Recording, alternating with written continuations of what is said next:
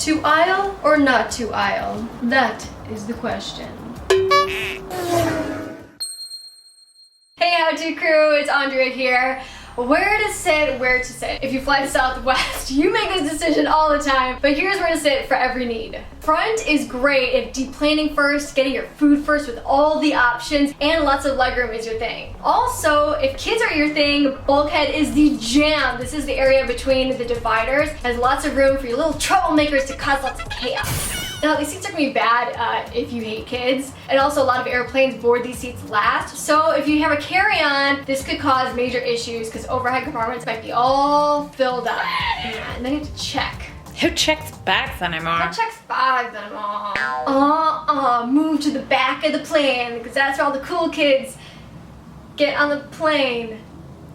If you're sitting in the rear, some airlines like to board that first, which means you get first dibs on overhead bins, and it's usually where the open seats are, so you can spread out and take over. And if you're a douchebag, that's where the flight attendants hang out, so maybe you can make it into the Mile High Club. Hey, hey, hey! Now there are some bad things. Long wait to get off the plane, limited food options, more turbulence, and that bathroom line can be noisy and smelly. So now that you have that figured out, are you gonna go aisle, window, middle? Just kidding, no one wants middle. The aisle is great if you have long legs, you just want to spread out into that aisle. Also a great way to trick people. Oops. But when you're in that seat, you realize how many people throw elbows when they're not at the clubs. You're just like, I'm going to the bathroom. I like to think of it as MMA training. Bonk.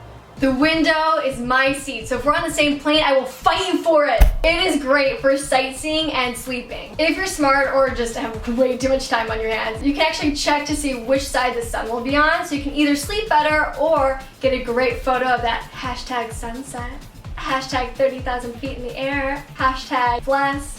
And also I've heard that the left window seats are better for sleeping because the windows are off center, so it's easier to rest your head. Although I cannot verify that, so let me know in the comments below if that's true. But window seats have zero legroom, so you really have to want that seat. Exit rows are the golden ticket for lots of legroom and economy. Speaking of exit rows, if you fancy yourself a survivalist, you want to sit near there because most plane crash survivors are actually within 5 rows of an exit. There was a really cool documentary called The Crash, which actually tested what happens during a plane crash. The first 7 to 11 rows, so usually business or first class, are actually the fatal zone, and they got hit with 12 G's of force, whereas the crash test dummies in the back of the plane only got 6 G's. I don't want to sit in first class anyway. Who wants free champagne? You figured it out, now how do you get this seat? Well, early bird gets the worm, so as soon as you book your flight, call the airline, try to get that locked in, or be the first to check in online. Also, you can use seatguru.com. This gives you all the metrics of most of the planes, like which seats have limited or more leg room, which seats fully recline or don't, all the good stuff. Okay, a lot of plane seat stories have been making the news. Do you have one? Totally. Okay, so there was a guy who was abnormally big. I'm talking like 450 pounds, right? And he felt really bad about taking up the better part of my seat too. So he's like, I'm really sorry. You can sleep on my shoulder. I feel like he might be a really good pillow. He also might be a really nice man. I didn't take the time to find out. I was just so alarmed. Have you had any generous passengers next to you? Let us know. Too generous? Let us know in the comments below. Ooh. And also Facebook, subscribe, tweet, all that good stuff. Yeah. And tell us also there. Check the links below. Thanks for watching. Bye. Bye. Yo, DJ Fezzy Fez in the house. Ooh.